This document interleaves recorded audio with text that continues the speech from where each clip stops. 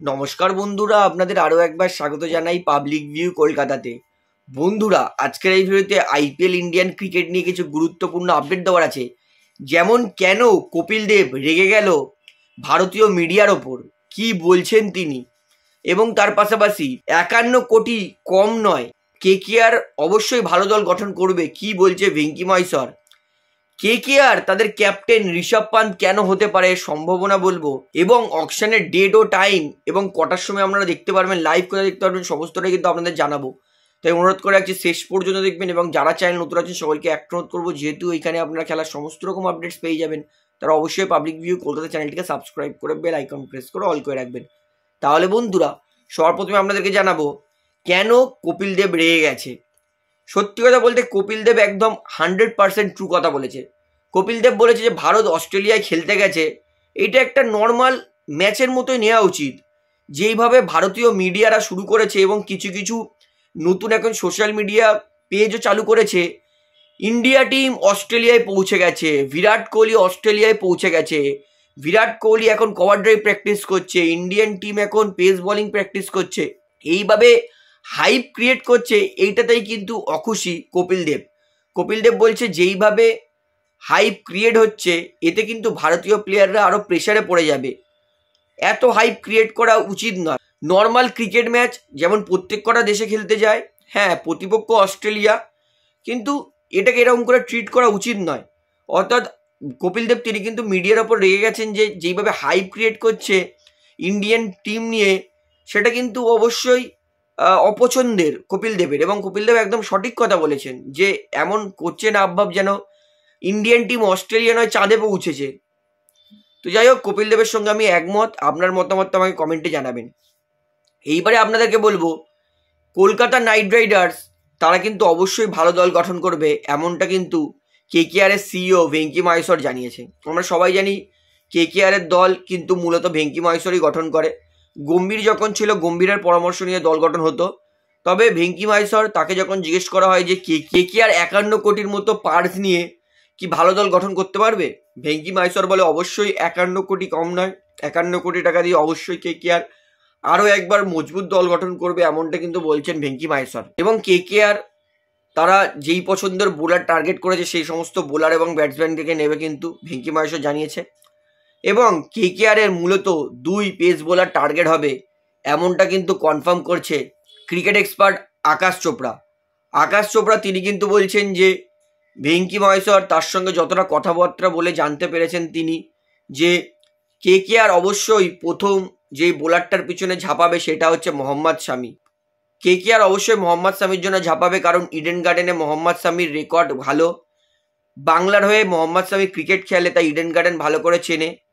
তো মোহাম্মদ শামিকে অবশ্যই KKR target করবে, এমনটা কিন্তু মনে করছেন। এবং তার পাশাপাশি সেকেন্ড পেস বোলার সেটা হচ্ছে মিচেল স্টার্ক। তিনি বলছেন যে কেকেআর নিজের কিন্তু পুরনো প্লেয়ারদেরকে কিন্তু নিতে পছন্দ করে। যেমন আমরা দেখেছিলাম ক্রিস লিন, তাকে কেকেআর 10 কোটির মতো টাকা দিয়েও নিয়েছিল পুরনো প্লেয়ার বলে। তাই মিচেল স্টার্কের জন্য অবশ্যই কেকেআর ঝাঁপাবে, এমনটা কিন্তু আকাশ চোপড়া মনে করছেন। তো এই 2 পেস বোলারের জন্য কেকেআর ঝাঁপাবে, এমনটা কিন্তু আকাশ চোপড়া বলছেন। এবং আমি বলবো যে কেকেআর কিন্তু অবশ্যই ঋষভ পান্তকে নিতে পারে, এর পসিবিলিটিস প্রচুর প্রচুর। কারণ দেখুন একবার, যখন গৌতম গম্ভীর কেকেআর এর ক্যাপ্টেন হয়েছিল, কেকেআরকে কিন্তু গম্ভীর ক্যাপ্টেন হয়েই সাকসেস দিয়েছে। এবং কেকেআর আর দিল্লির ছেলের ক্যাপ্টেন বানানোর মধ্যে একটা কিন্তু বলবো একটা ভালো সম্পর্ক আছে। যখন সৌরভ গাঙ্গুলি তাকে সরিয়ে তার রিপ্লেসমেন্টে গৌতম গম্ভীরকে নিয়েছিল, সবাই কেকেআর এর ওপর রেগে গেছিল যে ভাই সৌরভের জায়গা কি করে গম্ভীর নেবে। কিন্তু গম্ভীর সবাইকে ভুল প্রমাণ করে 2টো আইপিএল ট্রফি জিতিয়েছে। তো কেকেআর এবং দিল্লির ছেলে তাদের মধ্যে কিন্তু সম্পর্ক খুব ভালো। তাই আরও একবার কিন্তু এই রিলেশনটাকে মাথায় রেখেই কিন্তু আমি মনে করছি কেকেআর অবশ্যই ঋষভ পান্তের জন্য ঝাঁপাবে। এবং আমাদের আন্দাজ 30 কোটি কিন্তু কেকেআর যাবে ঋষভ পান্তের জন্য, সেটা যাই হয়ে যাক। অর্থাৎ আমি ঋষভ পান্তকে কিন্তু কেকেআর দেখতে পাচ্ছি, কারণ কেকেআর দিল্লির ছেলে ক্যাপ্টেন বানিয়ে কিন্তু এর আগেও সাকসেস পেয়েছিল, আরও একবার কিন্তু সাকসেস পেতে চাইবে এই ফর্মুলা অনুযায়ী। আপনার কি মনে হয় ঋষভ পান্ত কি কেকেআর নিতে পারবে, সেটা আমাকে কমেন্টে জানাবেন। এইবারে আপনাদেরকে বলি, আরসিবি তারা কিন্তু ওয়াশিংটন সুন্দরের জন্য ঝাঁপাবে।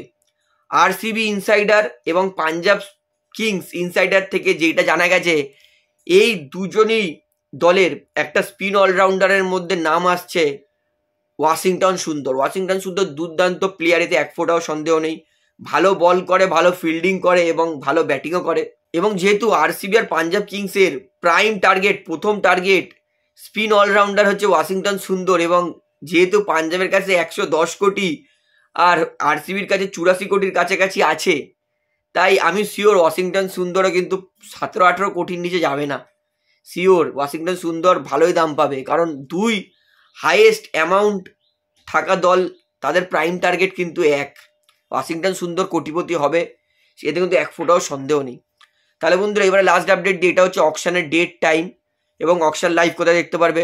অকশান হবে 24 তারিখ এবং 25 তারিখ ভারতীয় টাইম অনুযায়ী দুপুর 3টে থেকে হবে শুরু। 24 তারিখ দুপুর 3টে, আমরা দুপুর 2:30 দিয়ে চালিয়েও দেখতে পারি। 24-25 আমি তো 2:30 দিয়ে চালাবো, তবে 3টে দিয়েই অকশান স্টার্ট হবে এবং আমরা লাইভ দেখতে পারবো অকশানটা টিভিতে, স্টার স্পোর্টস নেটওয়ার্কে এবং ওটিটি অর্থাৎ অ্যাপে, সেটা হচ্ছে জিও সিনেমাতে। তো আশা করি সমস্তটা আপনারা বুঝতে পেরেছেন। তো ভিডিওটা এখানে শেষ করছি।